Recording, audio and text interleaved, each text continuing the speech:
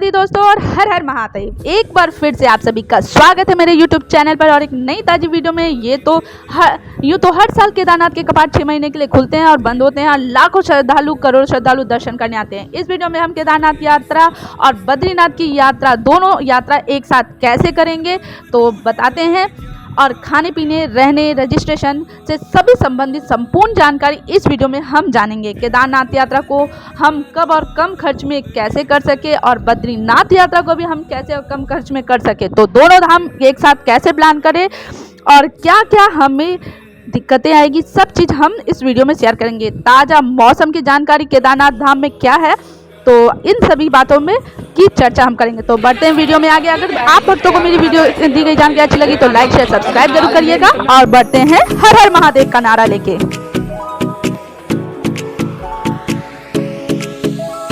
महादेव की दुनिया में मैं मस्त मलंगा आ गया था, घोड़े का नाम लेके बाबा का संग पा गया था। महादेव की दुनिया में मैं सबसे पहले एक खुशखबरी, अगर आपके पंजीकरण नहीं हुआ है तो आपको इस बार यात्रा करने को मिलेगा और पंजीकरण के लिए व्यवस्था की गई है ऑफलाइन की। आप हरिद्वार हो चाहे ऋषिकेश स्टेशन पे आपकी पंजीकरण ऑफलाइन हो जाएगी।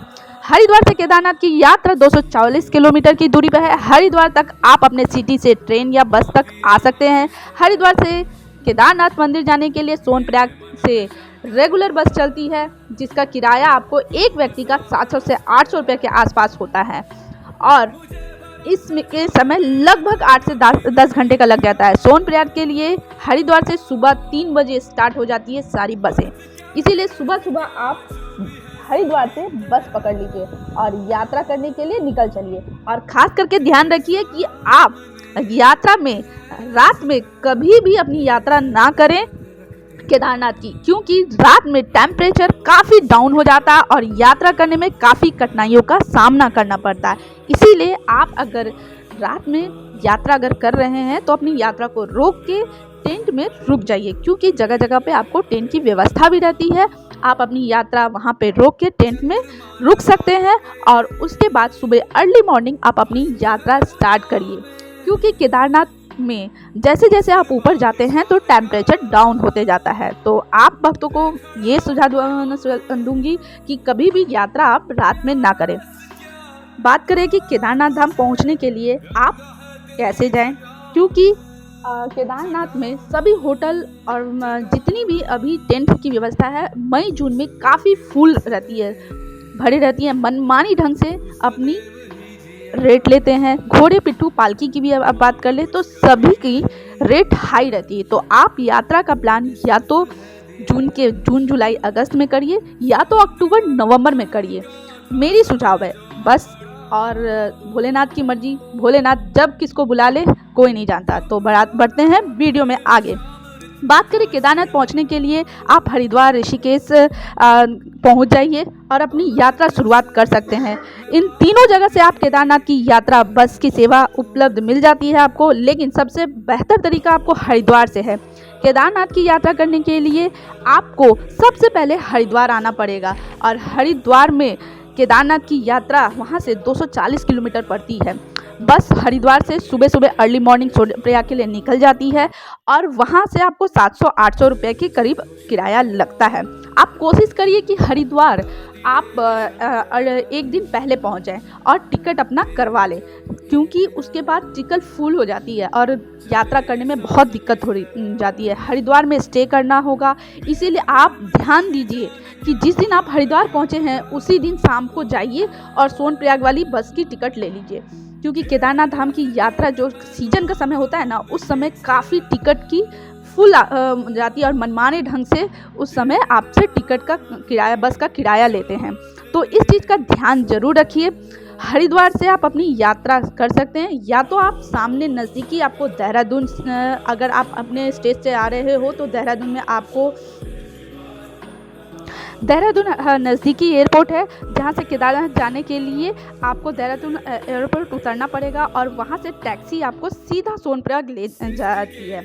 अगर आप सोनप्रयाग ना चाहते तो आप हरिद्वार आके भी आप सोनप्रयाग जा सकते हैं, लेकिन वहाँ से भी आपको आराम से मिल जाएगी सोनप्रयाग जाने के लिए। बात करें अब मौसम की, आज जानकारी दे दूँ कि तीर्थयात्रियों के लिए कि अभी पंजीकरण नहीं हुआ है जिनका, उन्हें भी दर्शन करने के लिए मिलेगा।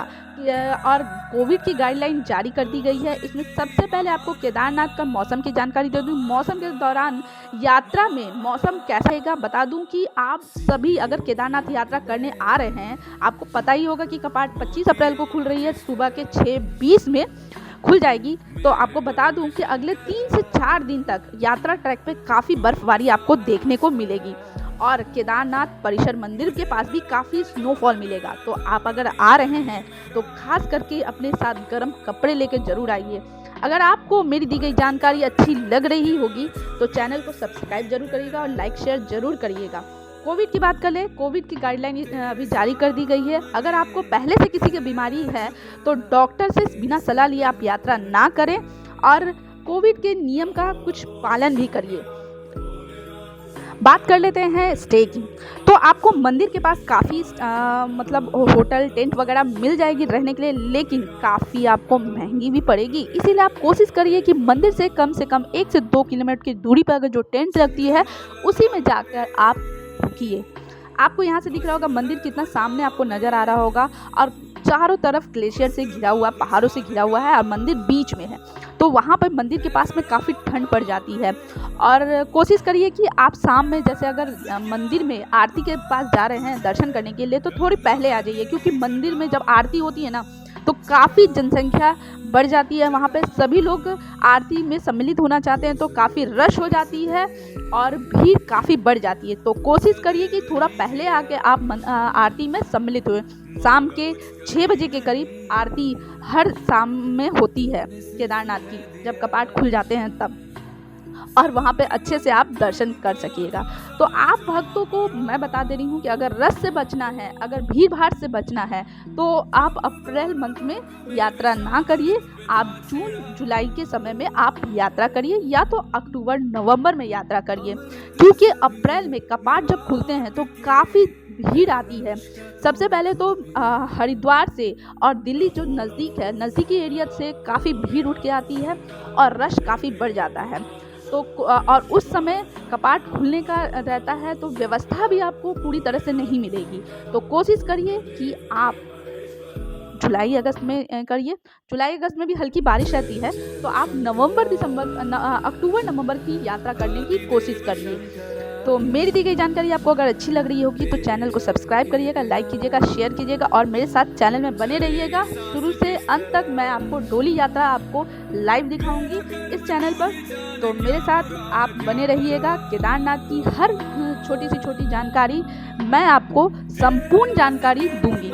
तो एक बार हर हर महादेव का नारा लगा के जयकारा लगा दीजिए और इस यात्रा को सफल करिए और महादेव की यात्रा में महादेव का नारा लगाते हुए यात्रा में आगे बढ़ते चलिए। तो एक बार जय श्री केदार, हर हर महादेव।